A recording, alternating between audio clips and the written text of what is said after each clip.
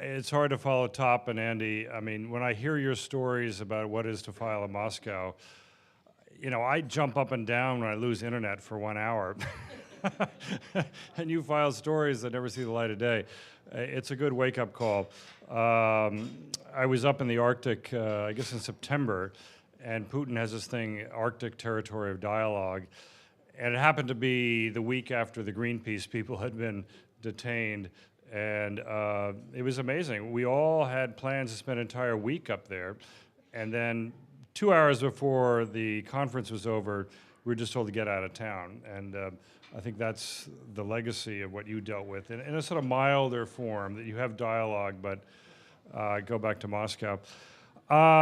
It's funny, I'm kind of suffering from Newsheimer's. I've got too much stuff in my head. And as you know, I'm sort of partly parking my brain in Cambodia. But I just wanted to quickly give you a report. I was in Kyiv for the Euromaidan last month, and I was on, I have a wonderful bureau manager in Moscow, let go by the Australian Broadcasting Company, and she got me a 14th floor top view of the Ukraine Hotel, which used to be the Moscow Hotel in Kyiv, which overlooked the Maidan. And I had friends from the TV world coming to visit and taking pictures. And it really was, I don't know if this has come through what you read in the Times, and they've been doing a wonderful job, but the best and the brightest were out there on the Maidan, and I know Kyiv quite well. And these are the smart people, the traveled people, even warehouse workers. And it was very simple. It's something we take for granted a lot because we tend to be cynical, and we've been around the track a lot, and we think we're really smart.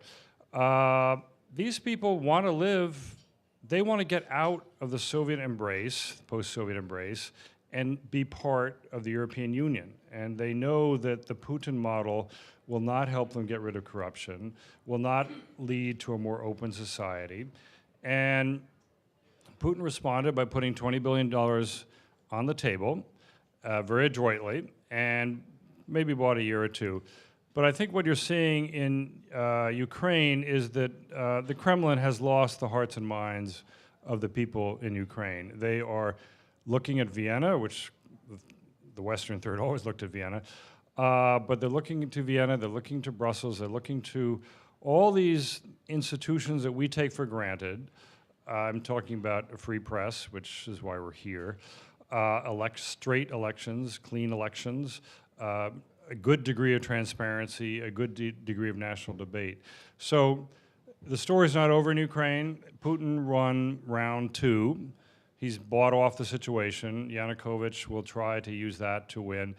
Yanukovych is basically a very slippery character whose #1 goal is Yanukovych, and so he may actually sign with the European Union a couple of months before the election. But keep an eye on Ukraine. The jury's not out, the story's not over, and I'm actually very hopeful because I've seen the people, and they will go from 2,000 people at Maidan to 200,000 when they're energized. And a lot of it's going through Facebook, it's going through Twitter, various sites, totally volunteer, collecting food, distributing food, keeping the place alcohol-free, which is a major achievement for Ukraine, as I say.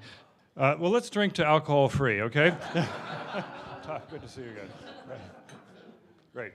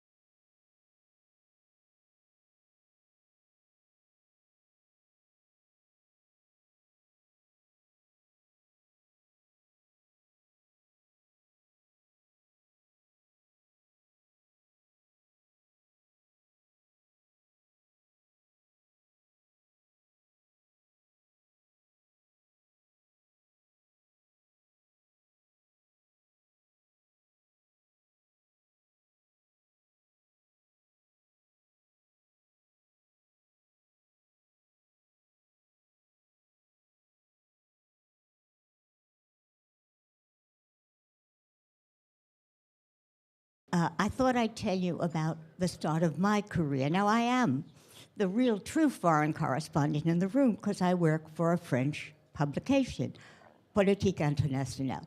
But in 1981, I had just gotten my doctorate in political science, and I had my first job teaching at Southampton College. So somehow or other, a professor at Harvard, Stanley Hoffman, suggested to the editor of Politique Internationale that he knew this great girl, bilingual, part French, part American, familiar with French taste, what French people needed. So I met the editor in Paris, and he said, well, why don't you do a couple of interviews for us? Well, sure, but who? I didn't know. So the first interview I did was with my thesis advisor, who happened to be Chinese. That was okay, he liked that. Then somebody suggested Ed Reichel, who had been ambassador to Japan. That went well. Then I got kind of a scoop. I got on to the fact that Haig would be the next Secretary of State in the Reagan administration. I called his secretary, said, this is Professor Simon. I wasn't, I was some kind of assistant professor. And we thought we'd like, I'm at NYU, or I was not yet at NYU. I'm at Southampton College, and we thought we'd like to, somehow or other, she got on to the fact she kind of liked me, so great. We did it in the summer. My husband had just had some kind of surgery, and we were in East Hampton recovering. She called me up, and she said, can you come tomorrow? I said, sure. I got a plane, not knowing that you don't tell your editor you need to hire a plane to go from Southampton to where he was president, I don't remember, of something. And I went there, to New Haven. Okay, so we're talking. I'm very impressed that I'm doing this. I don't know anything. I want to make that clear. And I say something to him, maybe pretty provocative. And all of a sudden, Haig pounds on the table. And I jump back, and he says, you don't know anything. There is a Jane Fonda on every corner. Well, I'm pretty startled by that. I'm not even sure I know what he's talking about. And we go on with our interview, and then he says, you're looking at your watch. Are you worried about the weather? I say, yes, I have to go back to East Hampton because my husband, etc. He says, I'll get you a plane, no problem. So I go home on a private plane from his organization. He was the head of some airplane company. So I go back on the private plane, and I send a nice note to Professor Stanley Hoffman saying I did this interview. I'm back in East Hampton, and Tony Blake calls me from the New York Times and says, hello, you Professor blah, blah, blah. So can you get hold of that interview? I tell him, no, it's in New York. And he said, I don't have any secretary. I have a Chinese housekeeper. So he says, well, I have to get that interview. I'd say, maybe you should speak to Stanley Hoffman, who had apparently told him about it. A few days later, somebody calls me and says, you're on the op-ed page of the New York Times.